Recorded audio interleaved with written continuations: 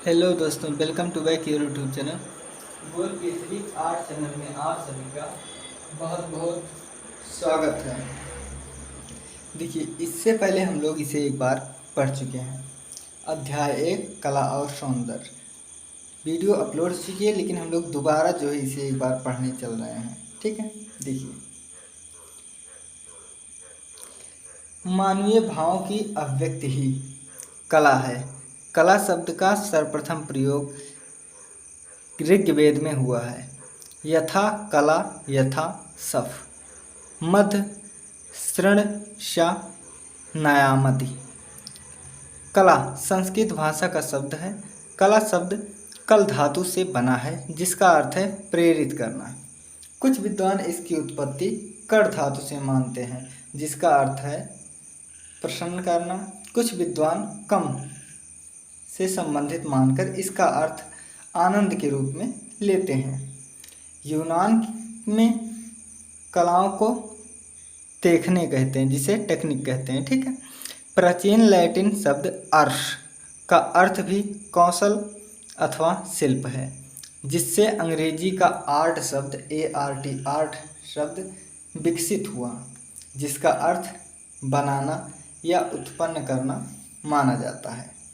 अंग्रेजी भाषा में आर्ट शब्द का प्रयोग 13वीं शताब्दी से प्रचलित हुआ। ठीक है, अब याद करने वाला तथ्य क्या है। जर्मन भाषा में कला को कुंतस्ट कहते हैं। इस शब्द का संबंध प्राचीन यूनानी भाषा के शब्द जिग्नोस्को तथा लैटिन कोग्नोस्को से है, जिससे वर्तमान कॉग्निशन शब्द विकसित हुआ है। इन सभी शब्दों का अर्थ जानने से संबंधित है। ठीक है, चलिए आगे देखते हैं।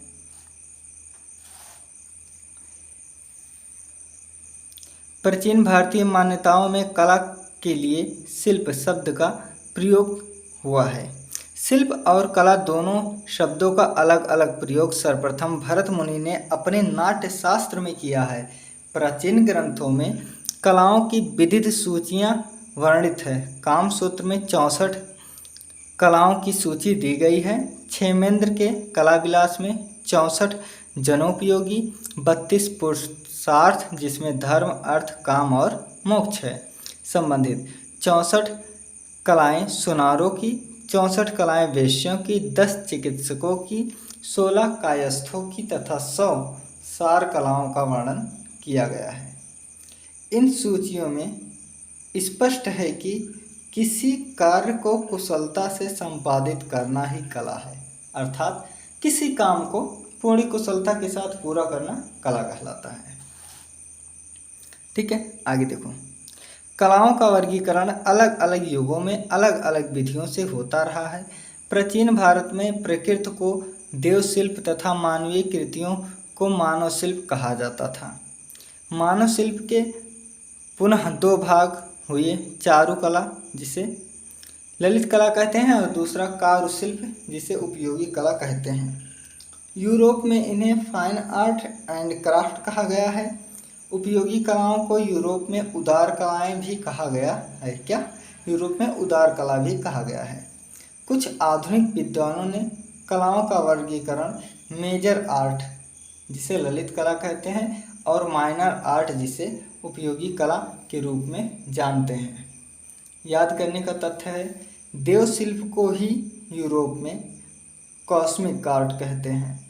आगे चलकर मानवीय प्रयास के द्वारा बनी कृतियों को ही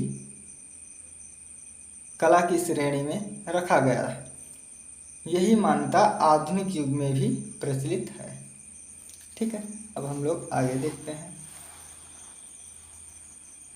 देखिए, आगे है, ललित कलाओं में मुख्य रूप से 5 कलाओं का गणना हुई है। संगीत कला, काव्य, चित्र, मूर्ति तथा स्थापत्य। हीगल ने कलाओं का वर्गीकरण इंद्रियों के आधार पर दृश्य और श्रव्य दोनों प्रकार से किया है। इनमें नृत्य, चित्र, मूर्ति और वास्तुकला को दृश्य कला और संगीत व काव्य कला को श्रव्य कलाओं के अंतर्गत रखा गया है। हीगल ने अपने वर्गीकरण में काव्य को ही श्रेष्ठ माना है और वास्तुकला को उन्होंने निम्न श्रेणी में रखा है। हीगल का यह वर्गीकरण हीगेलियन क्लासिफिकेशन ऑफ फाइन आर्ट, क्या हीगेलियन क्लासिफिकेशन ऑफ फाइन आर्ट से नाम से जाना जाता है। अब स्मरणीय तथ्य क्या है? षडांग विद्वानों द्वारा लिखी गई वात्सायन के कामसूत्र की टीकाओं में पंडित यशोधर ने अपनी टीका जय मंगला में षडांग का उल्लेख किया है। कला षडांग का सूत्र है रूप भेद प्रमाणानि भावलावण्योजनम सादृश्यम वर्णिका भंग इच्चित षडांगकम। आचार्य आनंदनाथ की बागेश्वरी शिल्प प्रबंधावली में षडांग विषय पर सविस्तार विवेचन मिलता है। अरस्तु ने, चलिए आगे अब हम लोग देखते हैं। देखिए, अरस्तु ने उद्देश्यों की दृष्टि से कला को 3 भाग में बांटा है। एक आचरण विषयक कला, दूसरा ललित कला, तीसरा उदार कला। कला की परिभाषा, कला सत्य की अनुकृति की अनुकृत है, प्लेटो ने कहा है। अनुकरण, कला अनुकरण है, अरस्तु ने कहा है। महान सत्य की प्रकृति प्रस्तुत करना ही कला की सबसे बड़ी समस्या है, इसे गेटे ने कहा है। जो कुछ भी देवशिल्प या प्रकृति का प्रतिरूप है वह शिल्प है, इसे शतपथ ब्राह्मण ने कहा। कला प्रभाव की अभिव्यक्ति है, क्रोचे ने कहा। कला अधिभौतिक सत्ता को व्यक्त करने का माध्यम है, जिसे हीगल ने कहा। दमित भावनाओं का उभरा हुआ रूप भी कला है, फ्रायड ने कहा। ये वही सिगमंड फ्रायड हैं जिन्होंने अति यथार्थवाद शैली को जन्म दिया था, 1920 से लेकर 1942 तक चला था। ठीक है, दमित भावनाओं का उभरा हुआ रूप ही कला है, फ्रायड ने कहा था। कला कल्पना की अभिव्यक्ति है, शैलेश जी ने कहा। जो सत्य है, जो सुंदर है, वह कला है, रविन्द्रनाथ टैगोर ने कहा। कला ईश्वरीय कृत की प्रति मानव आह्लाद की अभिव्यक्ति है, रस्किन महोदय ने कहा। अब याद करने की चीज़ क्या है? स्थिर कलाएं, जिसे स्टैटिक आर्ट कहते हैं, चित्र, मूर्ति और वास्तु, इन्हें देश सापेक्ष भी कहते हैं।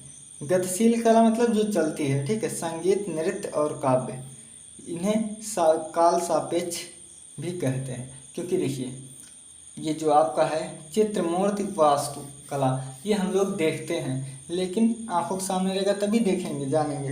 लेकिन जो गतिशील चीज़ है, जैसे घर से 1-2 किलोमीटर दूर कहीं सॉन्ग वॉन्ग बजता है तो आवाज़ सुनाई देती ना, तो ये गतिशील है। ठीक है, आगे देखते हैं। आराम से एंजॉय करते हुए हम लोग पढ़ेंगे, बड़ी मज़ा आएगा। चलिए देखिए, हम लोग यहाँ से देखते हैं।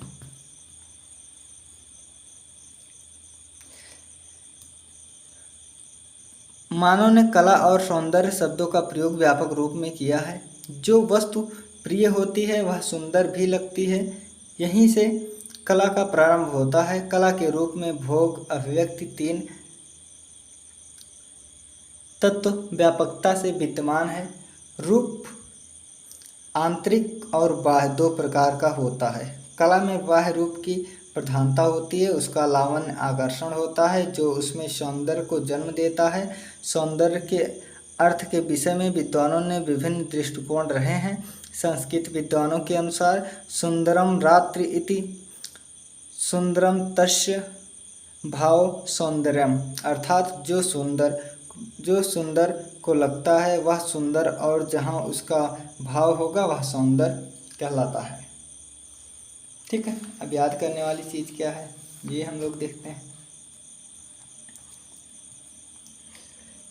आरंभ में सौंदर्य शास्त्र दर्शन शास्त्र का एक अंश था। ठीक है, दर्शन आचार शास्त्र का मनोवैज्ञानिक,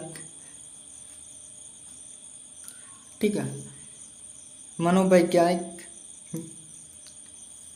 मनोविज्ञान ने प्रभावित किया। सन 1950 ईस्वी में जर्मन विद्वान बामगार्टन ने इन्हें दर्शन शास्त्र की एक शाखा के रूप में स्वीकार किया तथा अपने ग्रंथ एस्थेटिक्स में इसे सौंदर्य तथा कला का क्रमबद्ध विवेचन करने वाले इस शाखा को सौंदर्य शास्त्र नाम से संबोधित किया। अब आगे देखते हैं। वाचस्पति कोश, ठीक है,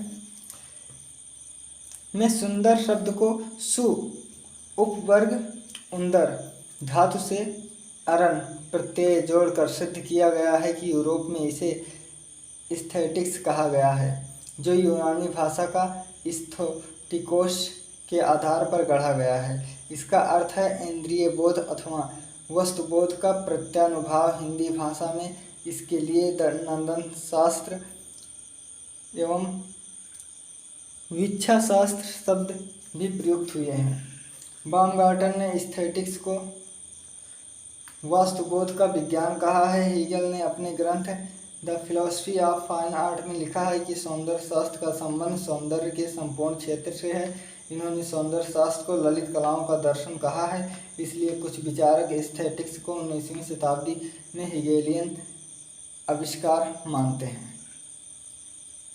ठीक है, देखिए, विष्णु धर्मोत्तर पुराण का एक खिल या उपपुराण है जिसमें चित्रकला का विवेचन अध्याय 35 से 43 तक चित्रसूत्र नाम से हुआ है। इस ग्रंथ में अंग्रेजी का अनुवाद स्टेला कैम्ब्रिज, आनंद कुमार स्वामी और डॉक्टर शिवराम मूर्ति एवं डॉक्टर प्रियबाला शाह ने किया है। जर्मन विद्वान क्रोचे, ठीक है, जर्मन विद्वान क्रोचे के अनुसार सौंदर्य शास्त्र का विषय मानव की कल्पना पुनः प्रत्यक्ष तथा अभिव्यक्ति से संबंधित है। मनोवैज्ञानिक विचारक फैचनर ने सौंदर्य शास्त्र का संबंध मनोवैज्ञानिक या प्रयोगात्मक अनुभव से जोड़कर इसे नई दिशा दी। सूजन के लैंगर के अनुसार सौंदर्य शास्त्र ललित कलाओं के दार्शनिक विकल्पों तथा समस्याओं का सैद्धांतिक निरूपण है। लैंगर ने सौंदर्य शास्त्र का संबंध अभिव्यक्ति से नहीं माना। उन्होंने कला से प्रभाव पक्ष में विवेचन विश्लेषण को ही प्रधान विवेच्य विषय माना। ठीक है, अब हम आगे देखते हैं।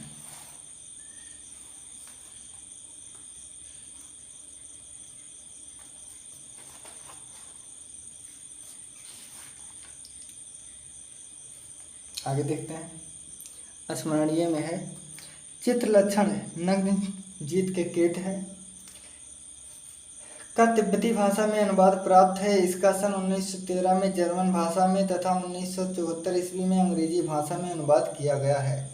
यह ग्रंथ 3 अध्यायों में विभक्त है और इसमें कुल 1146 पंक्तियां हैं। प्रथम अध्याय में चित्रकला की उत्पत्ति का कारण, द्वितीय में चित्र सृष्टि का इतिहास और तृतीय अध्याय में चित्र रचना के नियम बताए गए हैं। भारतीय दर्शन में सत्यम शिवम सुंदरम के रूप में सौंदर्य की कल्पना की गई है, अर्थात सुंदर वह है जो कल्याणकारी है तथा कल्याणकारी ही ईश्वर है।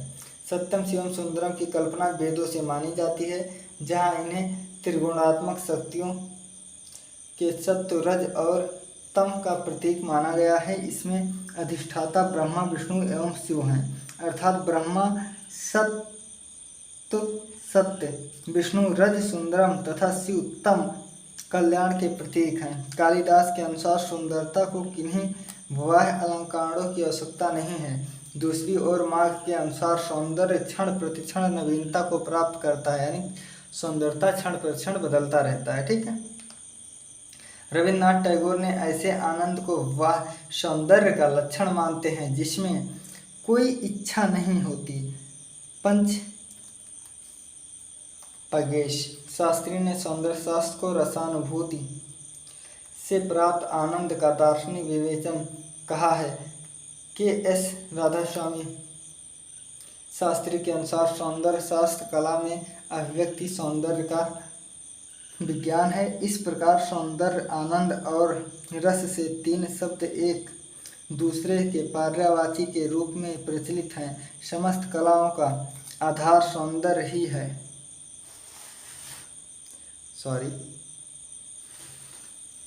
में ध्यान नहीं दिया था। देखिए, कला और सौंदर्य के संदर्भ में भारतीय विचारकों ने विभिन्न ग्रंथों में उसके सृजन पक्ष का वर्णन करते हुए कला के सौंदर्य पक्ष का अप्रत्यक्ष रूप से अपने विचार प्रस्तुत किए हैं। भारत में प्राचीन शिल्प शास्त्रियों में सुंदर प्रतिमाओं और कलाकृतियों के सृजन के सिद्धांतों को सुनिश्चित किया गया है। अग्निपुराण, प्रतिमा हाल लक्षणम, सम्रांगण सूत्र आदि उल्लेखनीय है। इसमें मूर्तियों, चित्रों तथा वास्तुशिल्प के सिद्धांतों का वर्णन मिलता है। अब हम स्मरणीय बिंदु याद करेंगे। देखिए, विष्णु धर्मोत्तर पुराण में यथार्थ रूपों के आधार पर अंकित सादृश्य चित्रों को विद तथा अन्य चित्रों को अविद कहा गया है। सामग्री के आधार पर शास्त्रों में दो प्रकार के चित्र माने जाते हैं, एक रस चित्र अर्थात गीले रंगों से बनाने वाला तथा धूल चित्र से सूखे चूर्णित रंगों से भूमि पर बनाई जाती है, जो रंगोली के अंतर्गत आता है। ठीक है। स्मरणीय चित्र जो चित्र लक्षणम श्री कुमार कृत ने लिखा है। 16वीं शताब्दी में श्री कुमार नाम के आचार्य ने शिल्प रत्न नामक एक शिल्प शास्त्रीय ग्रंथ की रचना की थी। इसके प्रथम भाग में 46वें अध्याय का नाम चित्रलक्षण है। इस ग्रंथ को शिल्प शास्त्रों की द्रविड़ परंपरा से माना जाता है। थैंक यू सो मच पढ़ने के लिए। अब अगले वीडियो में वस्तुनिष्ठ प्रश्न करेंगे। ठीक है, थैंक यू सो मच।